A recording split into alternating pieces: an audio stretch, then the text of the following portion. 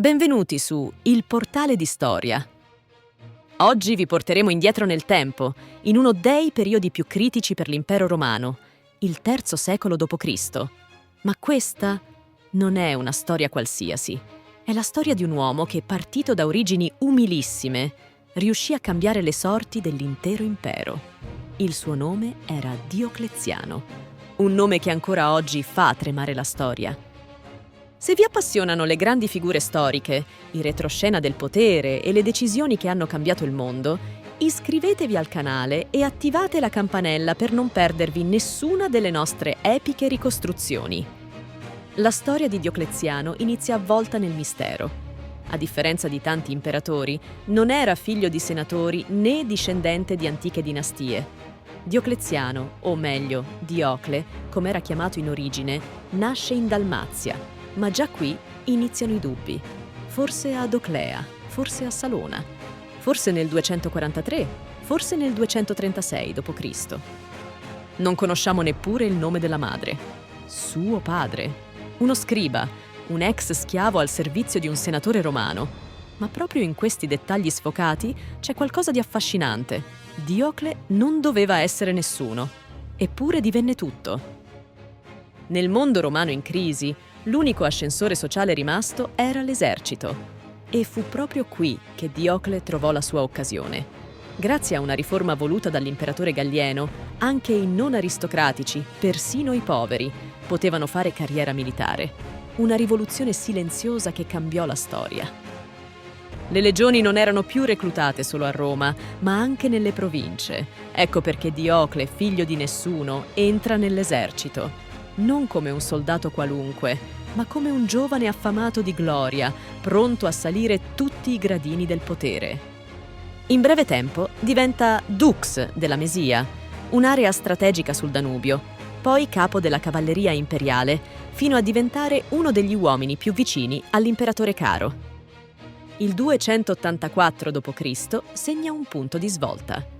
Caro muore in circostanze misteriose, il nuovo imperatore numeriano si ammala e scompare, letteralmente. Quando i soldati aprono la sua carrozza, trovano il suo corpo in putrefazione, una scena da film horror nell'antichità. Il caos è totale e proprio su una collina vicino a Nicomedia, Diocle viene acclamato imperatore dai suoi soldati, ma la scena si fa ancora più cupa. Diocle accusa il prefetto del pretorio, Arrio Apro, di aver ucciso Numeriano e lo giustizia sul posto, davanti a tutti. Con quella spada affondata nel corpo di Apro, Diocle non è più solo un generale, è un sovrano, è Diocleziano. Appena proclamato imperatore, Diocleziano non ha tempo per festeggiare. Dall'altra parte dell'impero, a Roma, c'è ancora un imperatore in carica, Carino, fratello di Numeriano, e Carino è tutt'altro che disposto a cedere il potere. Lo scontro è inevitabile. Mentre Carino marcia verso Oriente con un esercito più numeroso, Diocle si muove con intelligenza politica. Cambia il suo nome in Diocleziano, più latino, più ufficiale, e si proclama console. Un messaggio chiaro al Senato di Roma.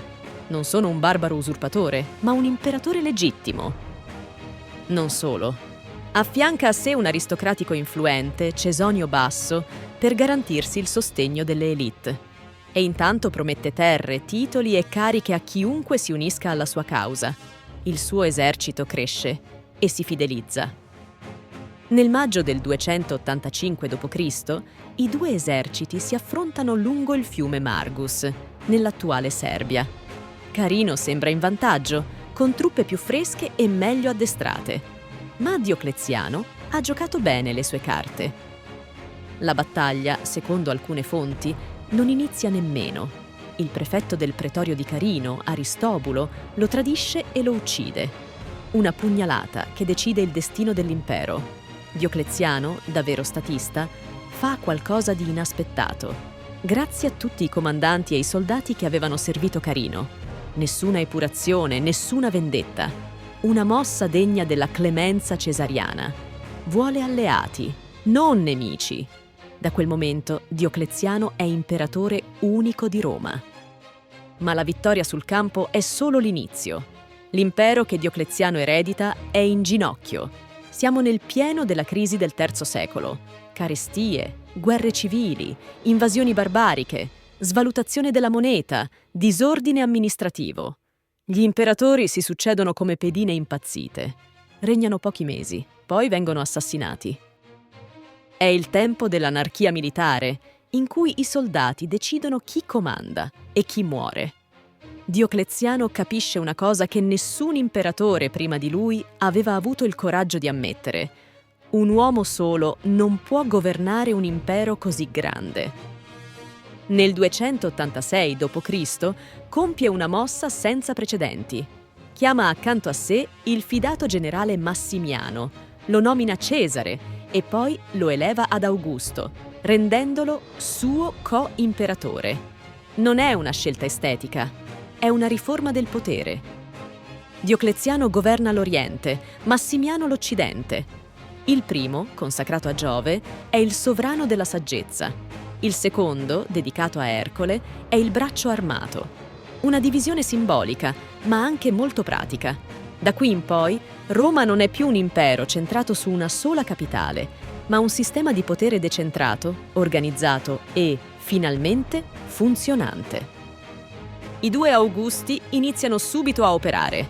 Diocleziano si concentra sull'Oriente, difendendo i confini del Danubio e trattando con l'impero sasanide.